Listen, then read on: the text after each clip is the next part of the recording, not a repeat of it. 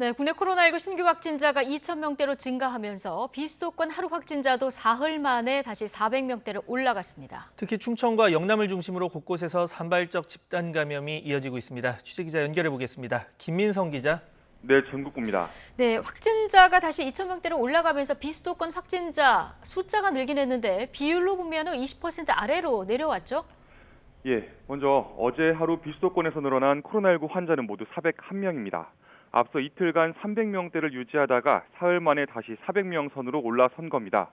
국내 전체 신규 확진자 수에서 차지하는 비중은 약 19.5%로 20%선 밑으로 내려왔는데요. 이는 상대적으로 수도권 확산세가 두드러진 영향일 뿐 상황 자체가 누그러진 건 아닙니다. 비수도권에서는 특히 충남 지역 확산세가 심합니다. 어제 하루에만 환자 80명이 나와 비수도권 최다를 기록했습니다. 최근 아산 지역 한 교회에서 세 자릿수 집단 감염 사례가 나왔다는 소식 전해드렸는데요.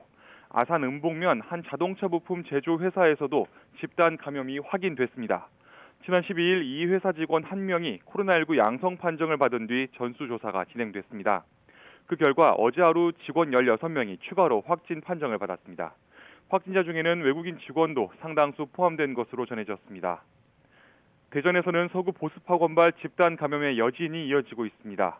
어제도 수강생 1명과 기존 확진자의 같은 반 학생 1명이 추가 양성 판정을 받았습니다. 관련 확진자는 모두 59명으로 집계됐는데요. 이 중 48명이 대전과 충북 지역 13개 중고등학교에 분산돼 있습니다. 학원에서 시작한 집단 감염이 인근 지역 학교로까지 확산하는 겁니다.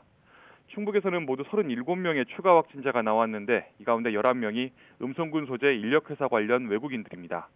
지난 12일 이 회사에서 외국인 2명이 확진됐고 이후 전체 직원 78명을 대상으로 한 전수 검사에서 11명이 양성 판정됐습니다. 네, 이런 가운데 영남 지역 확산세도 계속해서 이어지고 있죠. 예, 그렇습니다. 부산에서는 지인 가족여행 모임으로 확진자가 다수 나왔습니다. 지인 관계인 새가족 8명이 서부 경남권으로 여행을 간 건데요.